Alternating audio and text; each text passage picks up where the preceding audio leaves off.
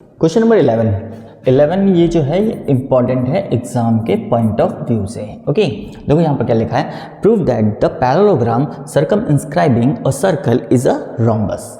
मतलब कि यहाँ पर क्या है, यहाँ पर आपको एक पैरेललोग्राम गिवन है। ओके, अब इसके अंदर एक सर्कल है। ओके, ये सपोज ये सर्कल हो गया, इसको एडजस्ट करते हैं इसके अंदर।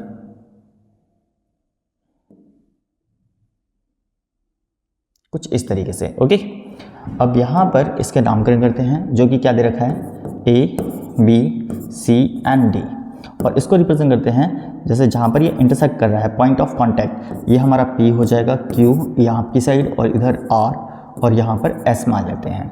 ओके, अब देखा जाए तो यहाँ पर ए पी और ए एस ये टेंजेंट, फिर B P and B Q tangent, and C Q C R tangent, और D R D S tangent, तो ये आपस में क्या होंगे, इक्वल होंगे।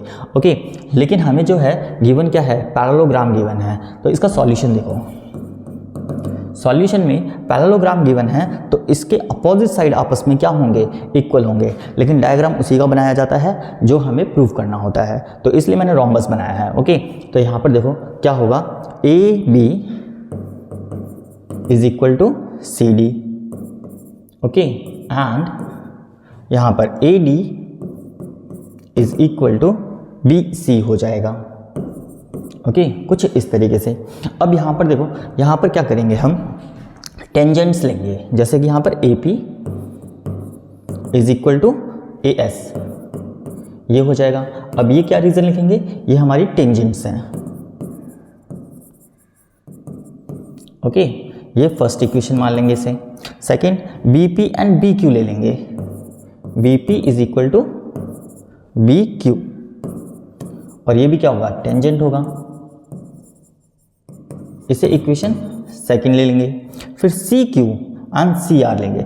अब सी क्यू किधर लिखेंगे, जिधर बी क्यू है, ताकि हम ऐड करें तो बी सी बन जाए। तो यहाँ पर इधर की side C Q is equal to क्या लेंगे, सी आर, तो यहाँ पर सी आर हो जाएगा, ये हमारा टेंजेंट। ओके, ये थर्ड इक्वेशन हो गई। अब ऐसे डी आर और डी एस भी इक्वल हो जाएगा, तो डी आर किधर की साइड, डी आर हमारा इधर आ जाएगा, D R is equal to D S, और यहां पर हमारा ये भी क्या है, टेंजेंट। ये इक्वेशन 4 हो गई।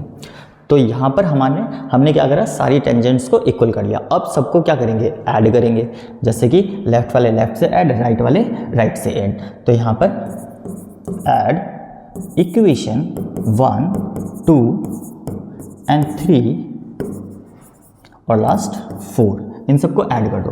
तो यहाँ पर जब ऐड करेंगे तो यहाँ पर क्या आएगा, A P plus B P, फिर plus C R plus D R is equal to, यहाँ पर A S plus B Q plus C Q और फिर प्लस डी एस, ये चीज़ हो गई।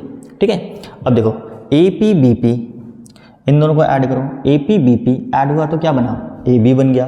तो यहाँ पर ये जो है ये ए बी के इक्वल, फिर प्लस सी आर और डी आर, सी आर और डी आर जो है वो क्या बन जाएगा, सी डी बन जाएगा।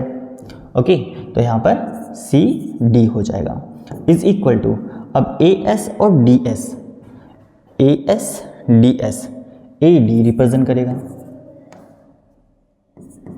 Plus B Q and C Q, B Q C Q, ये हमारा बी सी बन जाएगा। तो ये चीज़, इतना तो हमने क्वेश्चन नंबर 8 में भी करा था। ओके, अब यहाँ पर देखो, यहाँ पर ए बी जो है वो किसके इक्वल है, सी डी के इक्वल है। तो हम सी डी के प्लेस पे क्या लिख सकते हैं, ए बी लिख सकते हैं। तो इसके प्लेस पे हम क्या लिख देंगे, ए बी।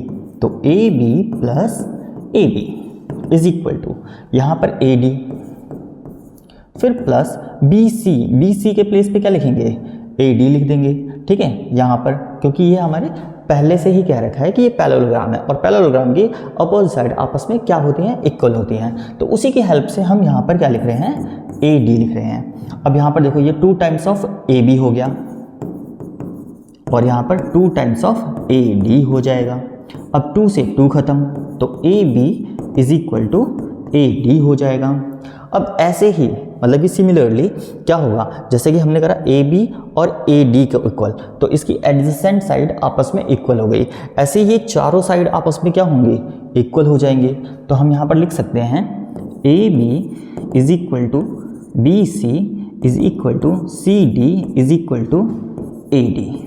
ओके, इसी की हेल्प से जैसे हमने सिर्फ अभी इन दोनों को देखा, वैसे ही इसको भी कर सकते थे, इसको और इसको भी इक्वल कर सकते हैं, इसको और इसको भी इक्वल कर सकते हैं। ओवरऑल देखा जाए तो चारों साइड आपस में क्या हुई, ये मतलब कि पैरेललोग्राम की चारों साइड आपस में इक्वल हो गई। तो अब हम इसको पैरेललोग्राम ना कह के हम इसे क्या कहेंगे, रोम्बस कहेंगे। क्यों? क्योंकि रोम्बस की जो प्रॉपर्टी है उसमें all sides are equal. Okay, वैसे हमने अभी जो करा है वो क्या करा है, इसकी adjacent side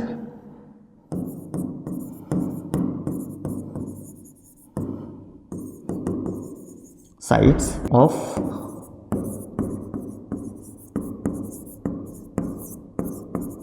parallelogram are equal। Okay, therefore जो पैरेललोग्राम है वो क्या ट्रीट किया जाएगा, अब रोम्बस ट्रीट किया जाएगा। तो parallelogram is a rhombus. Okay, इसी के साथ हमारा ये क्वेश्चन नंबर 11 कंप्लीट होता है। आप इसको नोट कीजिए।